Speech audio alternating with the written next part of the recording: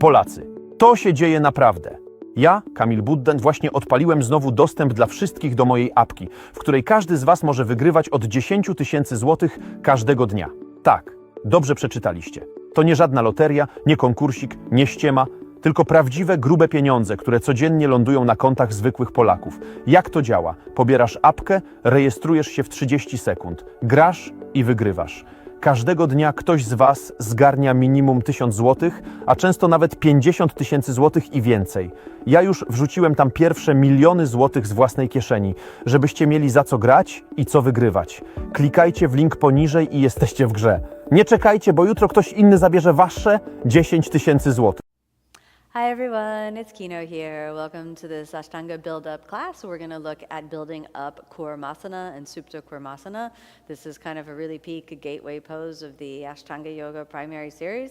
Very difficult, very challenging. So you want to go slowly and not force or rush your body. The tortoise pose means to make the back strong like a tortoise and also to recruit a little bit of hyper hip flexion in both the parallel and also the external rotation position. There's a lot going on in this asana. So first, let's look at how to adapt the asana, because I think that's really important. If you feel that it's just completely inaccessible, what are some tools that will allow you to actually adapt the pose? So let's start off there. From a seated position, I want you to bend your knees, and then just sit with kind of an open knee bend and the feet flexed. And so this is our kind of first option when we're working with Kurmasana. We want to press a little into the heels, and then when you exhale, you take the hands down and reach the kind of right angle of the thumb and the index finger behind the heel. When the elbows touch the ground, you know that you might be able to go just a little bit deeper in your forward fold element. But so this is an option. This itself can be a good variation of Kurmasana. So if you're encountering any shoulder issues, pressure in your collarbone, even too much pressure in the lower back, either with the straight elbows if we're looking to brace and support, or with the bent elbows if we're looking to try to stretch and go a little bit deeper, we can use this as an adaptation of Kurmasana.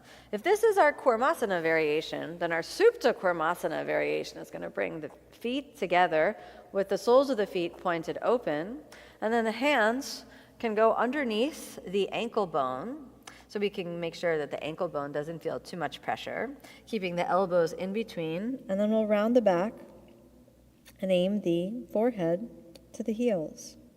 And so we're still getting that kurma back, meaning the tortoise back, where the back is slightly rounded. I would inhale and bringing it up, and then exhale. We've completed our variation of Kurmasana and Supta Kurmasana.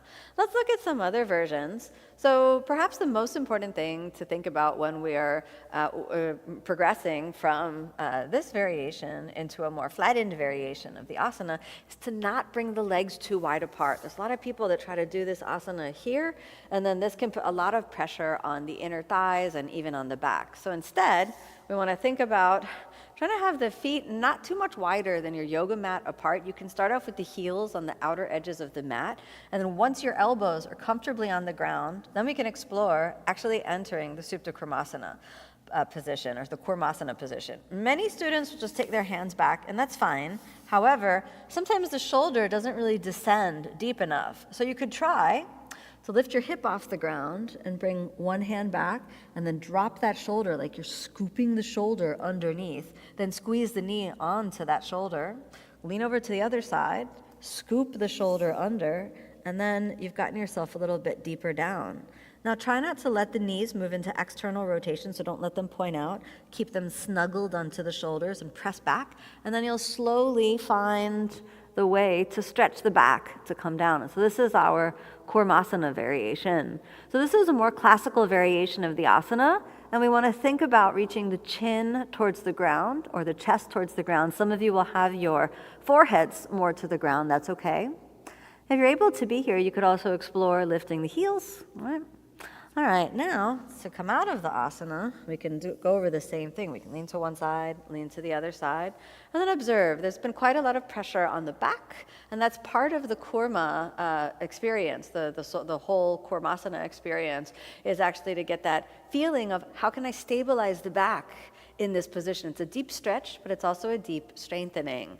So now let's look at the Supta Kurmasana. So if you're by yourself and you don't have a teacher to help you, sometimes using a block and a strap can be really beneficial when transitioning from Kurmasana to Supta Kurmasana. So you can take the strap and get it in place. You can place the feet up on the block.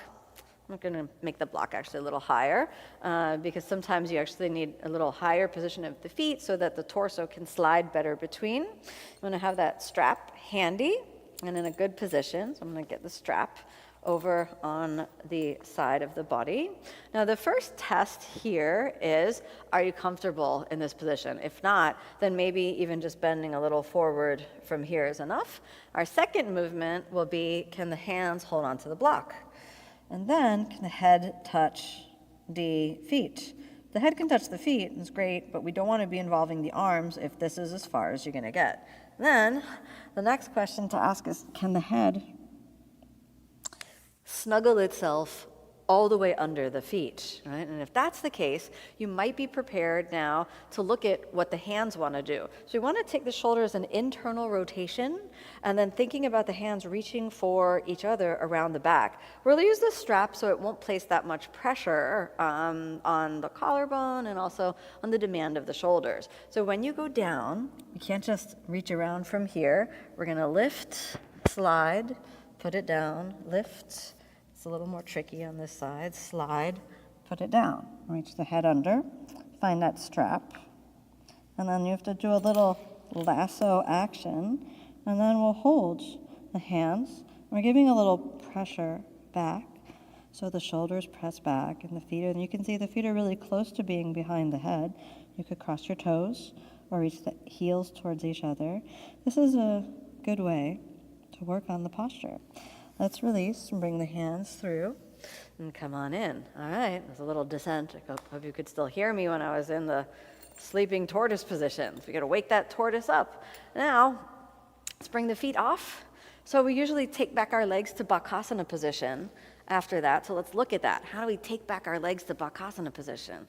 Well, if your feet were here, this also meant that the shoulders are still under the calf muscle. So when you're in this position, we want to think about pitching the shoulders forward and little down as the hips move back and up. And you can use your feet to catch you. So we just come forward and little down. Now, if you've been practicing primary series, you know that this looks very much like our previous pose, the one that precedes this, which is Bhuja Pidasana. And the shoulders nice and strong. Then, you're going to take one leg back. You're going to take the other leg back. And we try to immediately take back the legs, Bakasana. If you didn't jump back, you can touch the toes to the ground. You can jump back. If you don't like your Bakasana, you can reset up. But I'd recommend you try to just hold yourself here. Shoot the legs back. Find your plank, and then Chaturanga. When you inhale upward facing, after all those forward folds, sometimes your back needs a moment. So you can just let it be there for a moment. And then exhale, downward facing. All right, let's come on forward. And then return to seated. I hope you found this in-depth look at the ways to work Kurmasana, Supta Kurmasana beneficial. Of course, practicing with a teacher and getting assisted in this asana is a wonderful way to really progress in the classical methodology. But finding ways to work on your own, understanding that your body often needs its own time to kind of find its own path into every asana is very important. So keep practicing. If you want to go deeper into the Ashtanga Yoga method, come on over to omstars.com where you can get some live interactive support for your Ashtanga Yoga journey. I'd love to see you there. Thank you so much for joining me on this deep dive into Kurmasana and Supta Kurmasana. I hope you found it beneficial for your practice. May you be happy, may you be peaceful, may you be filled with love.